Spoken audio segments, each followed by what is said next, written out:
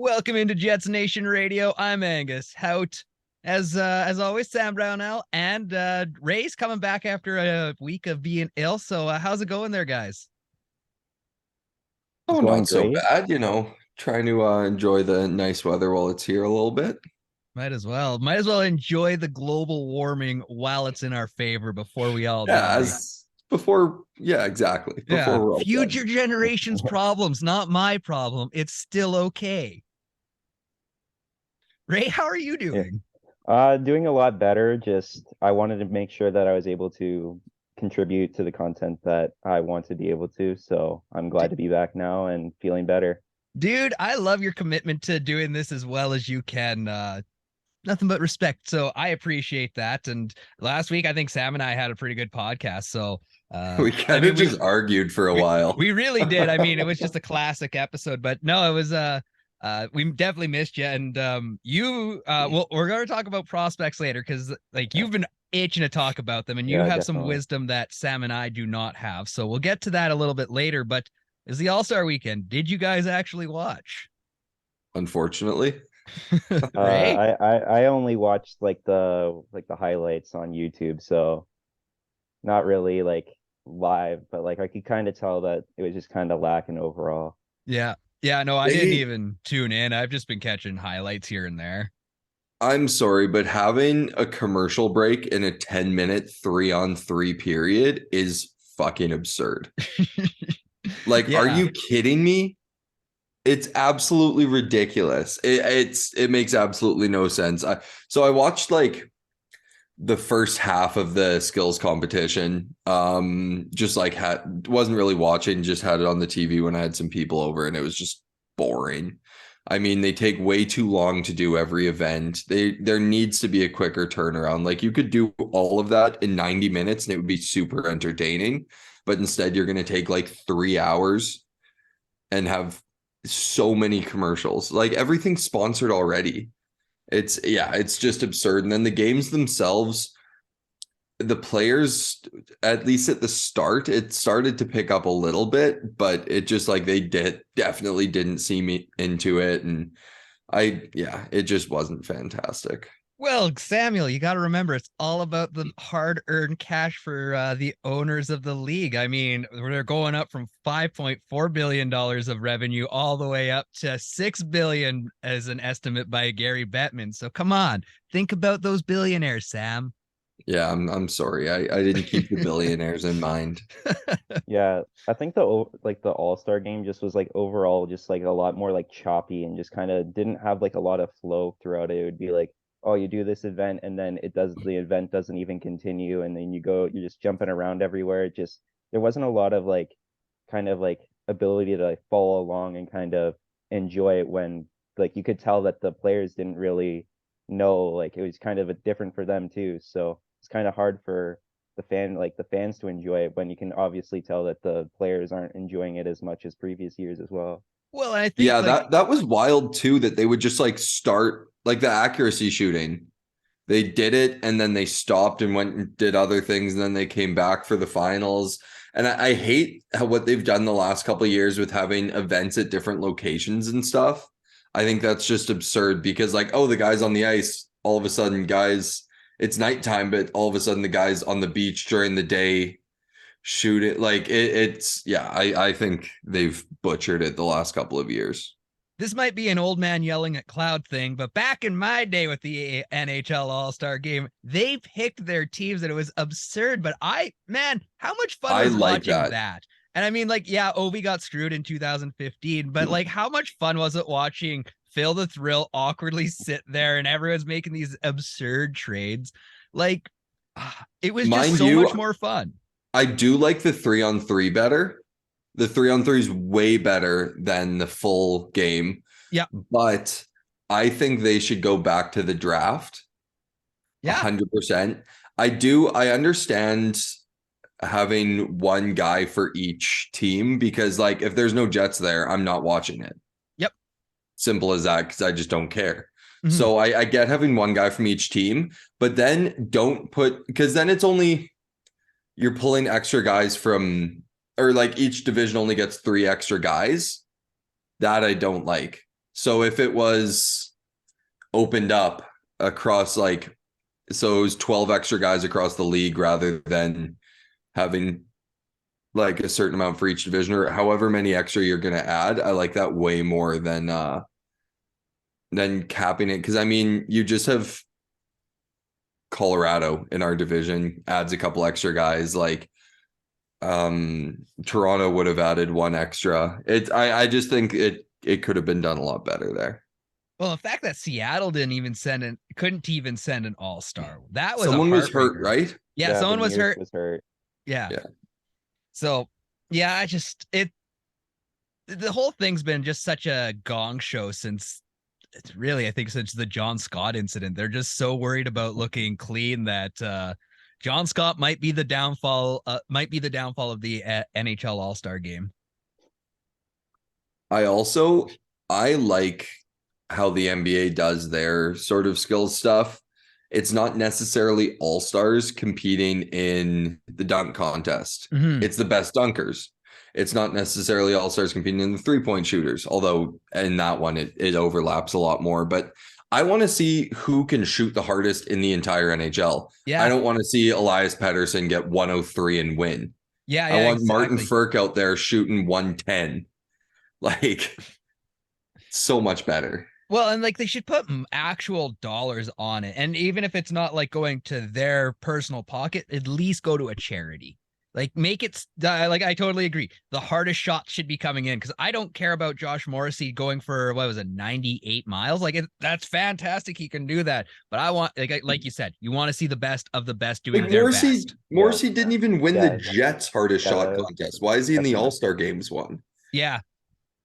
Ray, you were saying? I was about to say, like, you could have a lot more like inclusivity of like people at the All-Star game where you can see someone like as a fastest skater, but they wouldn't normally get the recognition for not like basically being like a prolific All-Star. So having people that like you wouldn't say are like the premier names, but I feel like there's also the case where if it's not the premier names, people might not be as interested. So it's kind of like a balancing act between bringing in people that are right for the competition, but also have the right kind of publicity to kind of bring people in as well. But I think if as a Jets fan, if Morgan Barron wins that, you wear that on your chest and how many more kids are thinking, well, maybe I would like to be more like Morgan Barron in my playing style. Maybe I want to get a Morgan Barron jersey. That, kind of pushes things a little bit more forward. And like they could do it like in almost a combine competition where you have like early on things going on throughout the day where it's just like one big time trial. So you cut it down to 16 or 8 for the evening show. And that way you can actually watch the fastest guys really do their thing.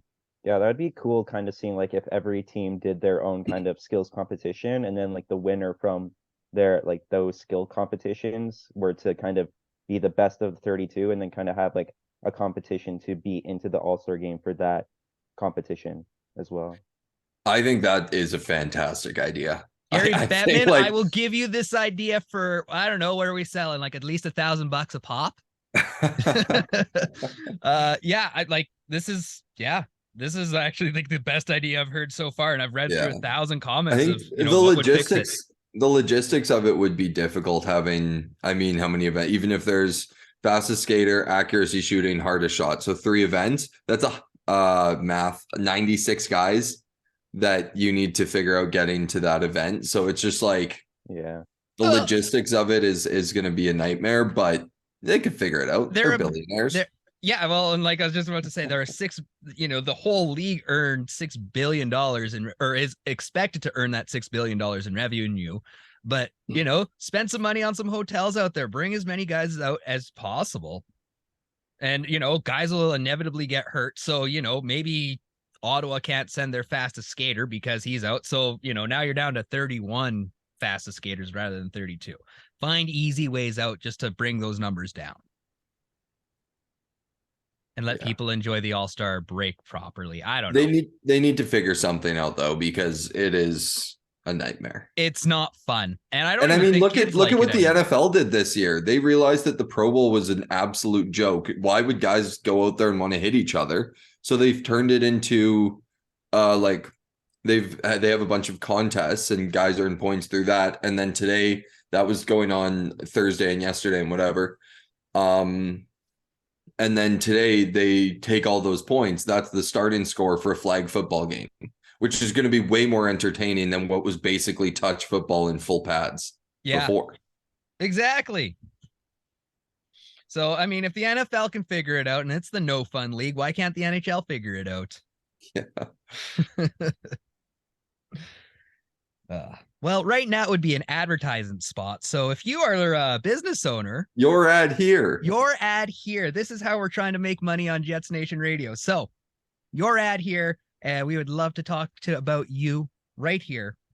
And if one of my corporate sponsors is listening, because we know that there is a big company that owns Jets Nation, and you want the proper script here, please send me that script.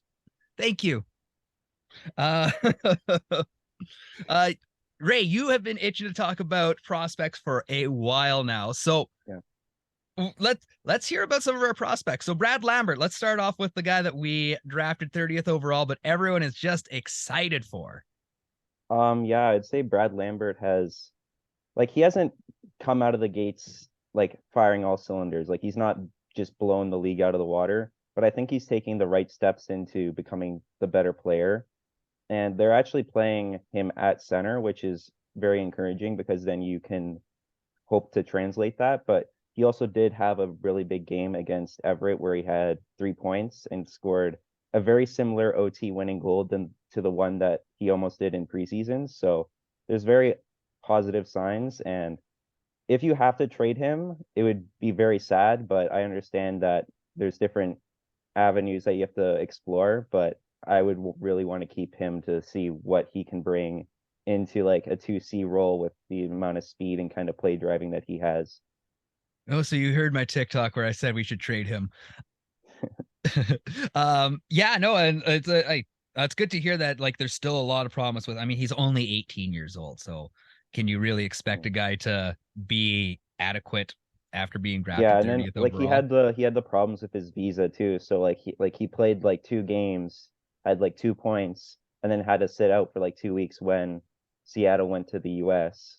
So he kind of like just got back from the World Juniors, got with the team, started to get on going, and then just had to like basically sit out, but then still continued to have success. So I also feel like it can't be easy going. So he was in Europe last year. So let's just say in the last 12 months, he played in Finland. Did he play in the Worlds? In the summer? Yeah. Yes, but he didn't play much because. And then he played in the World Juniors. Oh, those Worlds. No, he did not. Okay. So but he played in the Summer World Juniors. Yes. Yeah. And then he did preseason with the Jets. Then he went and played with the Moose. Then it was the other World Juniors. And now down to Seattle. Like that's 5 or 6 teams in the span of a year. The guy has probably not had a lot of chance to like bond with those teammates and start to get chemistry with them. And I think that's just going to help exponentially once he actually starts to have that consistency.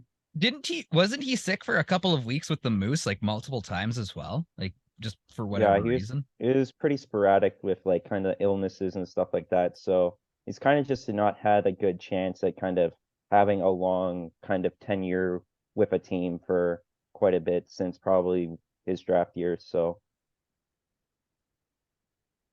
excellent. Well, thanks. Who else do you want to talk about? Because I didn't really give you a list, and you whipped off names recently. So yeah, I guess we can go right into Chaz Lucius then, because he is also, I think Chaz Lucius is kind of doing what Brad Lambert would like to do and kind of be that kind of catalyst for his team, where Chaz has like 15 points in like 6 games in the WHL and has like multi-point games in every game that he's played. So and I feel like he's down with Portland. Portland. Okay. And yeah, he's just really kind of used this as like a kind of a season where it's like he knows that he needs to improve his game and kind of trust the process. And I feel like he's just kind of making the WHL kind of look a little silly, and kind of I feel like he could have stayed in the AHL, but obviously they probably wanted to give him the situation where he can succeed and kind of see success. So I feel like he's definitely kind of being a very important piece to Portland, and kind of they're kind of like McDavid in the WHL per se, where he's kind of like their most important player, and they didn't even have him for most of the season. So it's nice to see that how important he is while being there for only like 6 games. So if somebody was making a big trade with the Jets right now and they said you have to either give up Lucius or Lambert, which one would you rather lose? I don't want to give up either one, but I That's a think great question.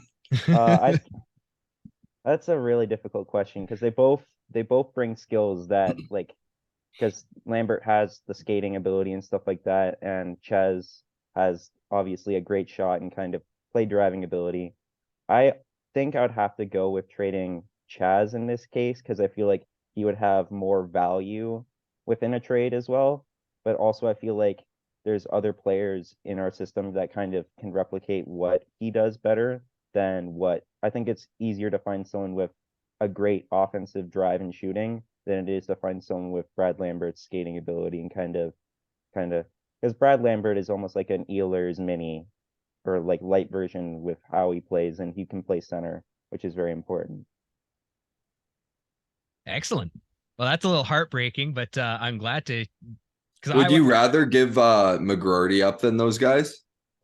Um, I would rather keep McGroarty in that case because I feel like the way that he's kind of played in Michigan as well as kind of in the World Juniors and being like a captain for the US team, I feel like even though he might not be as skilled as those players, I feel like he's one of those players that you kind of just want on your team, it, kind of like a Nate Schmidt, where it's just kind of like he might not be the best player compared to someone else, but he's still like what he brings in like off the ice is important as well. He's also McGroarty, just like a big body Yeah. forward, which I know the Jets love. and that kind of brings me to my question of is he going to kind of replace Pierre-Luc Dubois when he inevitably leaves I feel like for that at least that McGroarty. presence? Yeah. I feel like McGroarty definitely will be that guy that kind of like might not start like definitely in the top 6, but will kind of be like a Lowry type where you kind of like you see him play and he's defensive and physical, and then he's more offensive than what Lowry could bring. So you kind of just see this guy who is like going around hitting people, and then he just slowly improves year after year and just kind of builds and builds off what he's able to do. And just I feel like he would be a great player to kind of pair along with one of these top scorers in Ehlers and Connor to be able to have that kind of physical presence. So in essence, he could replace what Pierre-Luc Dubois brings, but I don't think he's like a necessarily like equal replacement. I feel like McGroarty's his own player and kind of can bring different attributes as well. But overall, just to make it very simple for everyone, he has the ceiling of Pierre-Luc and like the low end probably an Adam Lowry. Yeah, I would say that's probably about fair.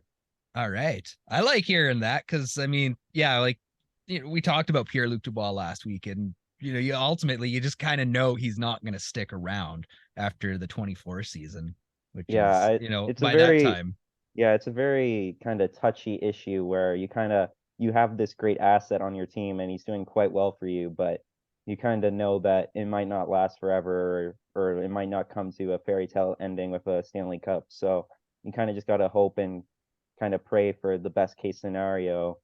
And you don't want to lose an asset for nothing, but I also think you can't really just trade him away for nothing because or trade him away for a return that doesn't really help you because at that point you can just keep Dubois on your team, and I feel like the benefit of just keeping him on your team would outweigh what you get in a return.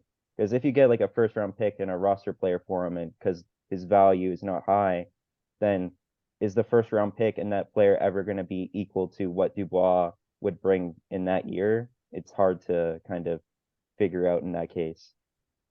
I Yeah. think a first round pick and a play. I don't know. I think depends on how all in the Jets are going in that year, in my Yeah. opinion. Like if you're going all in, if you're trading away assets to go for that cup, then that's one thing, you treat it like a rental. But if you're not, you absolutely have to trade him away and get what you can for him. trade. Like, I mean, you look at the kind of haul that guys like Ben Sherratt got last year. Are you telling me that Pierre-Luc Dubois is not going to bring a team going on a cup run 10 times? We should be going on that cup run. We had a bad 2 weeks. No. That's I'm talking about next year. Oh, next year. Okay. I still believe that the Jets window, they got Connor Hellebuck. No, their window is next year too. And I mean, if you're going to be keeping Scheifele and Hellebuck and Wheeler throughout the season next year as well, then you're basically, I mean, you better win that cup because your team is gone after that. That's basically it. And I mean, like at that point, where's Blake Wheeler going to be? Like, I've kind of got the sneaking suspicion that his testosterone isn't going nearly as well as it should, because he lost one of his testicles. And like, that's a huge, like, listen, I'm not trying to be negative, but he lost his edge when that bad boy popped. Maybe he's thinking about a little extra. I don't know if we can go as far as saying it's his testosterone is the reason for that. You know, there's like pills and shit you can take for that. Yes, right? I'm well aware that you can. And I'm guessing the Jets are aware of that too. And if testosterone was the issue, he'd be getting the needle. So, well, okay, wait, but isn't that like PED at that point? I don't think so. Testosterone replacement if you lose a nut. I think they'd be like, no, that's okay. But I don't know, like, we don't have the rule book in front of us. I would assume that any sort of extra testosterone would be like a big no within the NHL, unless you're like eating prairie oysters every day. I don't know what the rules are there. But yeah, no, I've just got like this like little bit of a sneaking suspicion that's why he's kind of lost his edge in the last little bit. And he also just might be gassed. He kind of put a lot into winning some games. I think everyone was just looking gassed at the end there. Yeah, they really were. But they'll come out hot. They will. And I mean, like, the Jets beat Jordan Binnington, who was looking pretty good there up until the last 17 minutes of that game last Monday. That was Josh Morrissey just willing the team to win. Man. Yeah. Like, does that guy get the C next year after that kind of performance? And he's done that a couple times this year. I like Mike McIntyre's article this week, just being like, give it to him now. We all know it's happening. Just rest of the season, here's the C. Let's get it over with. Well, and like he made himself the bona fide captain with that kind of game. Like, Adam Lowry hasn't performed on the ice the way we want him to necessarily. He hasn't put the game on his back like he should. So he sticks around with the A. Mark Scheifele's doing Mark Scheifele things, but Nicky Ehlers or Dylan DeMello could be my next guy to get an A if we're going to go 3-1. Well, I still think there's a chance they use the C as a way to leverage signing Scheif long term. But I don't know if Bones is that kind of guy. So I think the best move is the guy who's locked up for another 6 years or whatever it is in Morrissey, and the guy who's earned it the most out of anyone there. Yeah, I think Morrissey has really kind of solidified himself in that leadership core, and like just kind of like if you give him the C, you have the stability in kind of him being there for those 6 years and kind of staying there. So if you were to give it to someone like Scheifele or anyone else, really, like there's like the thought that like you might need to change this again, and like if you just gave it to Morrissey in the first place, you wouldn't have to kind of change around who gets it. So well, that's why I think it would be like they're not going to give it to Scheifele without signing an extension this year. Yeah, I feel like Scheifele has a better chance if the captain isn't named in the next 2 years. I feel like if there's no captain by the end of next year, I feel like the leverage in that contract is, hey, we might give you less money, but we'll give you the captaincy. Like we'll kind of like they can sign him this summer though. Like they don't need to wait for him to be a UFA. They can extend with a year left on the contract. Yeah, I guess that's true as well. But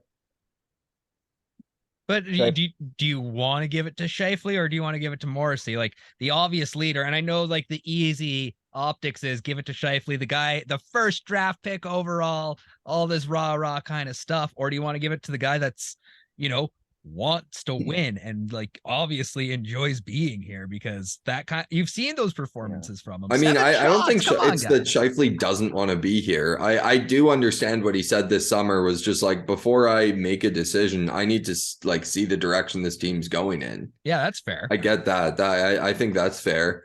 I think it was blown a bit out of proportion, but We needed yeah, stuff to write about this summer. There was, not enough drama. true. And I just think that, like, yes, it is the first draft pick, but he's also been our number one center. And this year, I guess you could argue that Dubois a bit taken that over, but Scheifele's still that guy. And he has been for almost a decade now. Yeah. Yeah, I'll agree with that. Like, I can't. So Yeah. I don't know. I don't think you're going wrong giving it to either of those guys. I would probably prefer Morrissey, but I don't think it's a bad thing to give it to Scheif. Yeah, I think with Scheifele, it's like he's been there like one of the longest with Lowry from the same draft. And it's like, just because of Morrissey's kind of emergence, I don't think that should take away from Scheifele's ability to kind of also get the C in that case, because like just because Morrissey's having a great year doesn't mean that you discredit what Scheifele has brought to this team for the years that he's been like the number one center for all these years.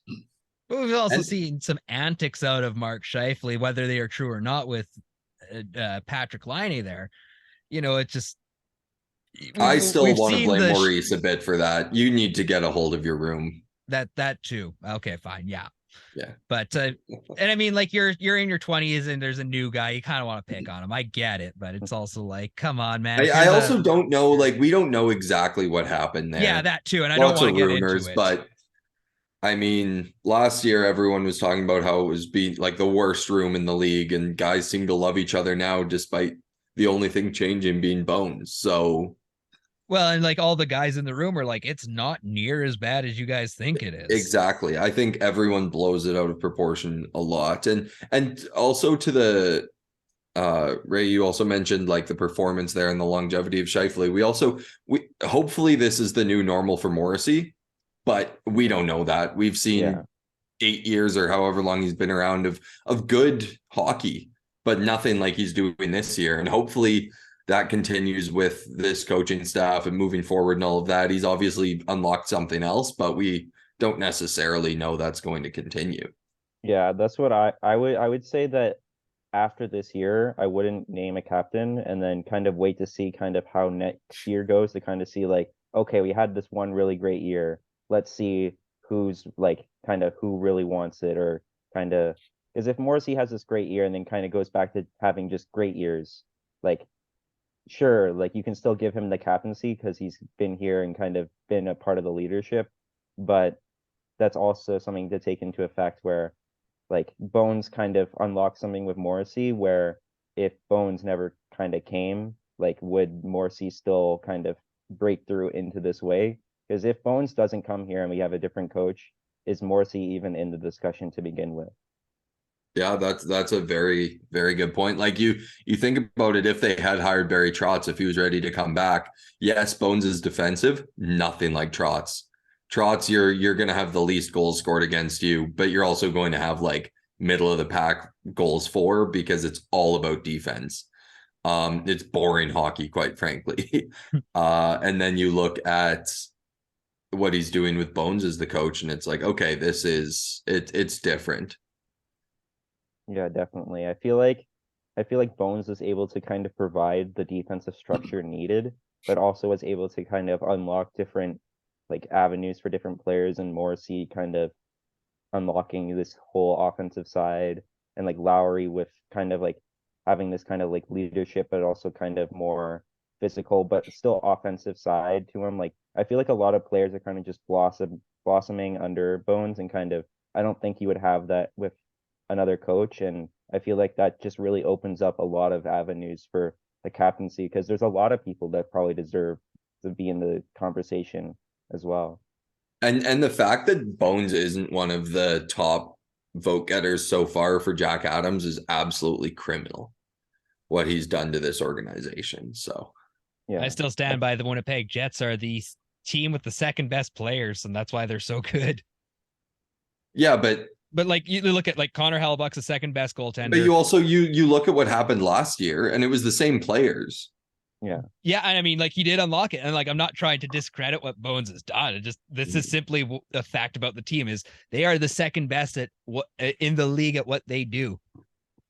Like Bones is the second best coach. Like I will say that Bruce Cassidy in Boston is the best coach in the NHL. I mean, he's getting the jack, but I just want Bones to be up there. But like, yeah, and he should be up there. Like Perfetti's up there, but again, he's the second best of being the rookies, and like Beniers is just so far ahead. So far ahead.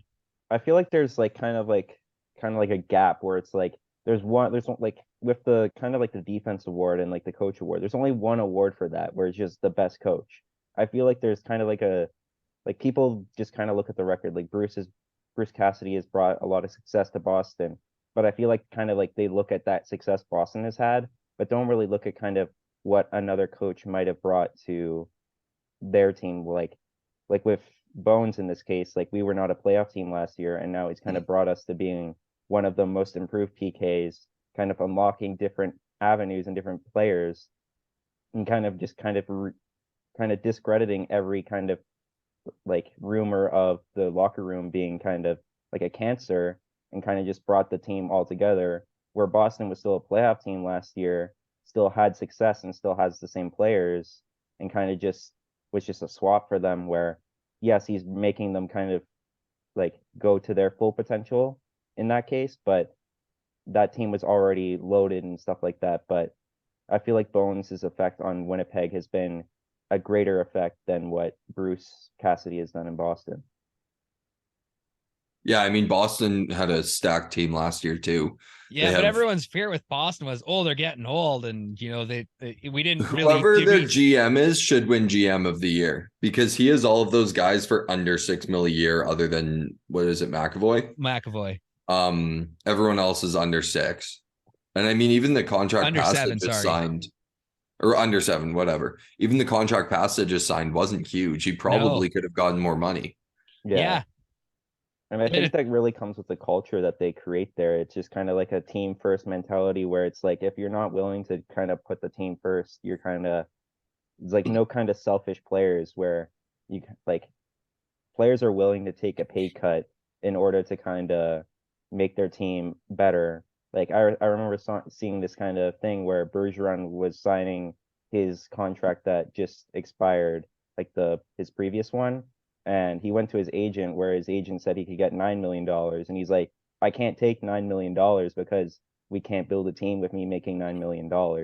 So I think Boston's success, not necessarily is fully on the coach, but more kind of like on the mentality the players are adapting within the culture of Boston. Well, like a lot of those guys they drafted and developed too. So you have that. And I mean, Hershey is right there, is pretty close to Boston. So it's like, you're all really close and you really get to understand the culture of the Boston Bruins. You know, where here in Winnipeg, we have basically the exact same thing. We can draft, develop, do all this great stuff.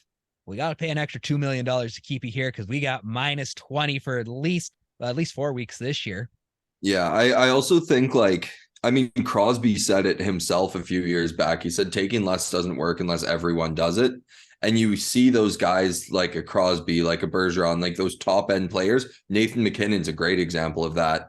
I think maybe before this last contract, but he got his cup. So he's like, I want to get paid now.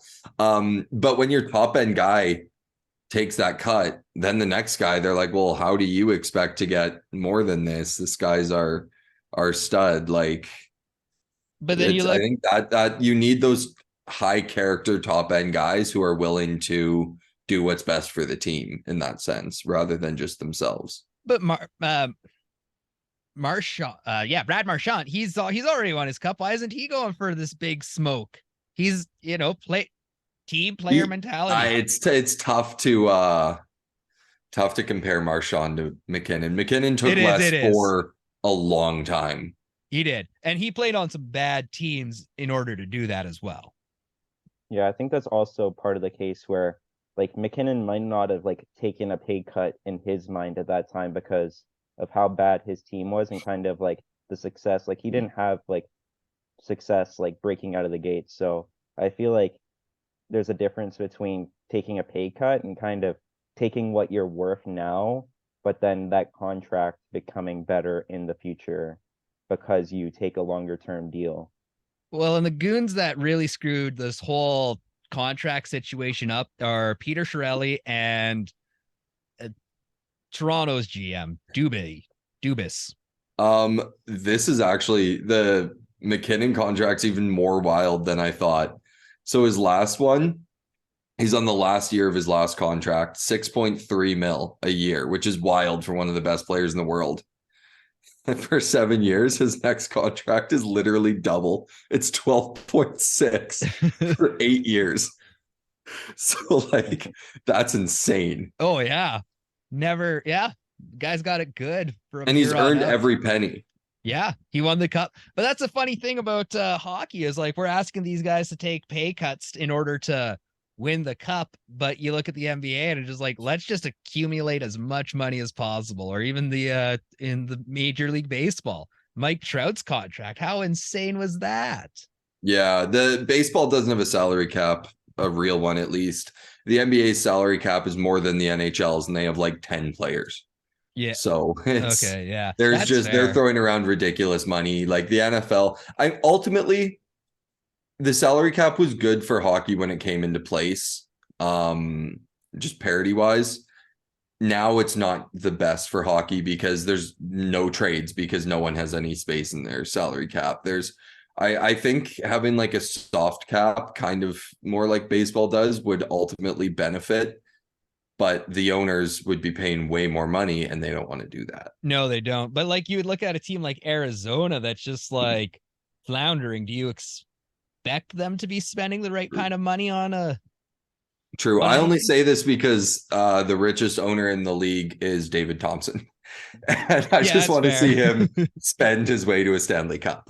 I saw this like concept where like it's like they like where there would be like a $5 million kind of like trade credit starting in the new year where every team would be allowed to spend $5 million on top of the cap, where if you use it for a trade, you're able to do that. So it'd kind of benefit every team where like if you're a bottom feeding team like Arizona or something like that, you have $5 million to kind of take on a worse contract for assets. But then you have a team that's like up against the salary cap that gets $5 million to kind of go over, but it's not like they're exclusively the ones that go over. And then it kind of just creates it might cost more money to kind of implement because it's 32 teams, $5 million, like over $100 million there. But I feel like the kind of publicity that you would be able to get from all the new trades and kind of different avenues teams can go down, I feel like you would have a lot more kind of coverage and kind of excitement in the league. Well, Ray, so we talked about this a little bit earlier. First of all, I think that was Tyler Yaremchuk who was talking about that. So go check him out, dailyfaceoff.com, because, we work for them technically. You guys don't get paid, but, we volunteer for them.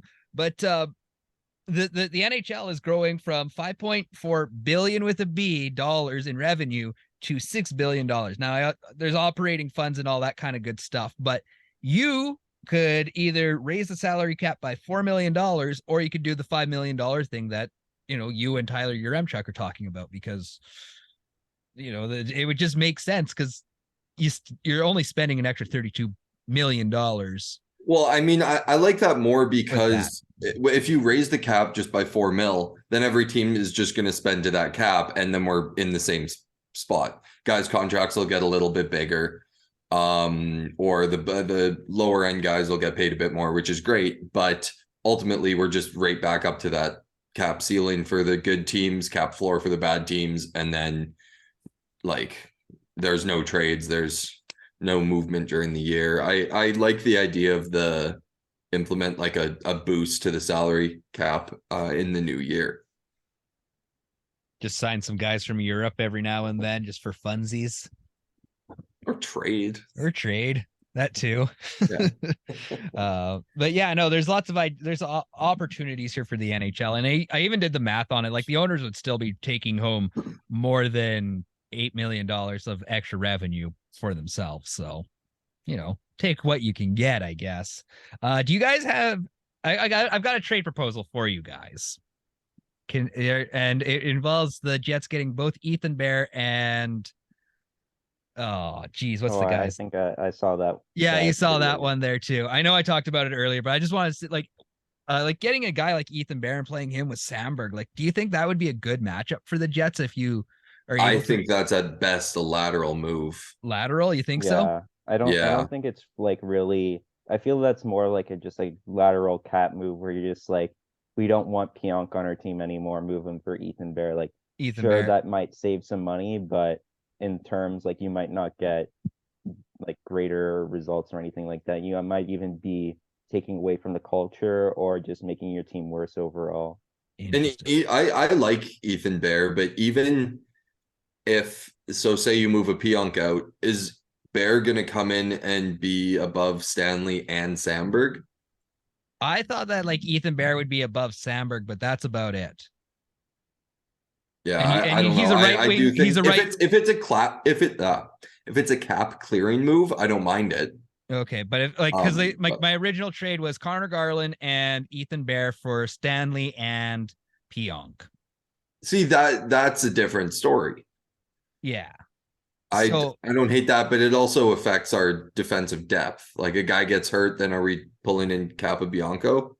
I think he played well enough. Like I don't want Ethan Bear Not necessarily on my second pairing. I've seen that story before, and it didn't work out well for the Edmonton Oilers.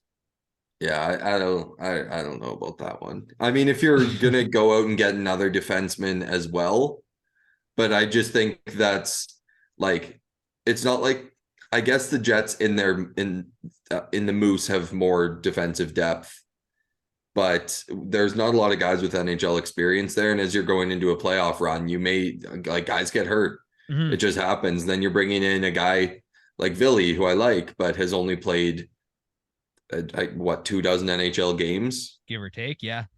and it's like it's been like one every couple months for the last few years.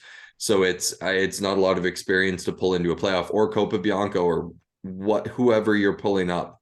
They don't have that experience. I just think I don't know. I think you're really hurting your depth moving two defensemen out for another depth defenseman. But do you really need Neil Pionk playing the chaos role? Like we haven't seen him improve on that chaos to offensive.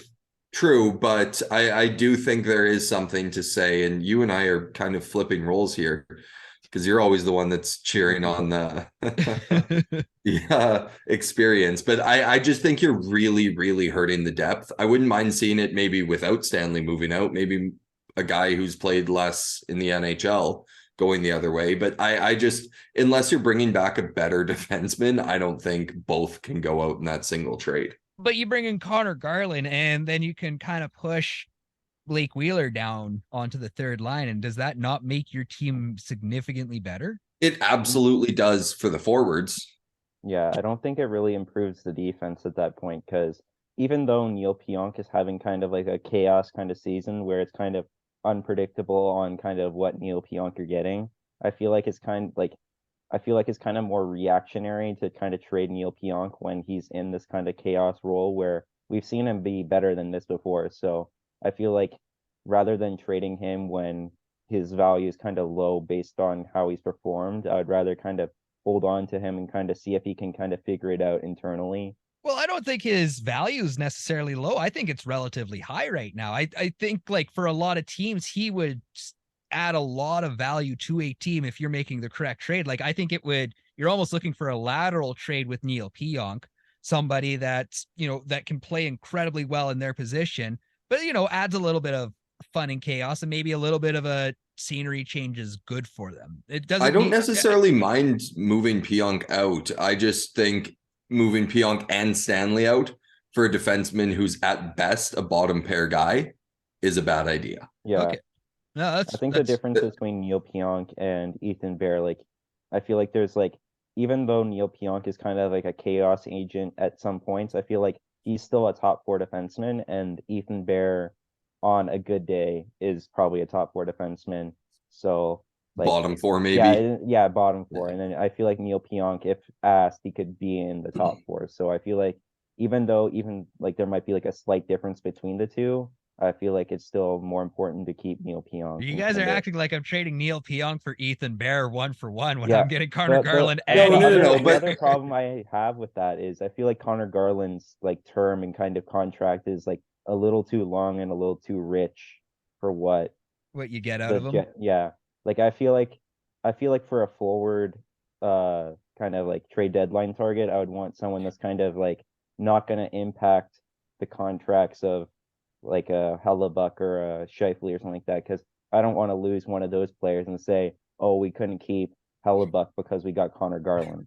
Oh man, That's a good point. That's so good. Could you imagine? There'd be God. He makes riots almost on $5 Portage million and Maine. too, so I also don't think Connor Garland is that last piece, you know. I would much rather see a Timo Meyer. Yeah. Or like I don't think Garland's it for us. yeah, I really like the idea of going after both Jonathan Toews and Max Domi though. See, and like for me, that doesn't push the needle. But if you trade for let's say you get both Timo Meyer and pull off the Garland Ethan Bear trade, but you trade like Lambert a first and let's say Manalainen for funsies. Manalainen's going to be a UFA. No one's going to take him. Okay, that's fair. Okay, Like but you find like kind Appleton, of one of those. He's got a couple Appleton, more years. Yeah, let's say Appleton, because you know Appleton is another right winger. He does have potential. So you trade Appleton a first and Lambert for Timo Meyer, and you make that Pionk Ethan Bear trade. The money I would only give out. that much. I would only give that much for Meyer if it's a sign and trade. So do you? There's no way you're giving a first round pick and a depth guy for a rental. So do you make it absurd. A second for next year, and unless Timo Meyer re-signs with the Jets, then make it a first for this year? I still don't like getting rid of Brad Lambert for something that's not a sign. Yeah, I think a sign and trade if you're doing. But you know, teams I would give a first so much for a guy like. Yeah, True. I think that's, Timo Meyer. the problem with Timo Meyer. It's just it's going to be hard to compete with all the other offers available on him too. But if the Jets are in this time frame and like selling Brad Lambert isn't going to sell the farm, you're not totally done losing Lambert, and you've pushed your chips in for the Stanley Cup. So even if the Jets miss this year and we only get to, let's say the second round, because that's just the way it goes, you haven't sold everything. You're not done. You're not out. You still have a future. Yeah, that is true. I don't love losing Brad Lambert for a second round. You gotta aim a little higher. It's not sexy, but like sometimes it's just that's the way it goes. Like hockey's a weird sport. You and I know this. How much money have you lost on betting because of hockey and weird games?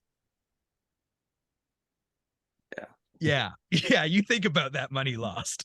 Speaking of which, advertising. You can advertise right here on Jets Nation Radio. That's all we're gonna say because I don't want to linger. Oh, hey, that's like the end of our podcast. That's all I've got to say. Do you guys have anything else? No? Ray? No. Well, thanks for tuning into Jets Nation Radio, everyone. I've been Angus. Ray, where can we find you on the radio? You can find me on Instagram by Brad Lambert is him, and just kind of in Jets Nation chats and stuff like that. And I'm always down to kind of discuss with anyone on Jets content. Yeah, he's always commenting on our stuff. So make sure you give Brad Lambert is him a follow. He's not on the radio. I lied. You're a finance bro. So yeah. Samuel, where can we find you on the radio? Yeah, on social media, it's SBrownL12 on Twitter and Sam Brownell Radio on Instagram, and 7:30 on your radio dial or 730ckdm.com. There you go. I'm Angus Hout. You can give me a follow on Instagram, TikTok, Don't do it, Facebook. Damn it. Wrong one. Instagram and TikTok. That's where I'm at. And Twitter as well. You can check out jetsnation.ca. Go check out this podcast. Make sure you like and subscribe. And Jets Nation on TikTok, Instagram, Twitter, and Facebook. So, yeah, that's all I got. Have yourself a great week, and I'll talk to you guys again next Sunday. Good stuff. Peace.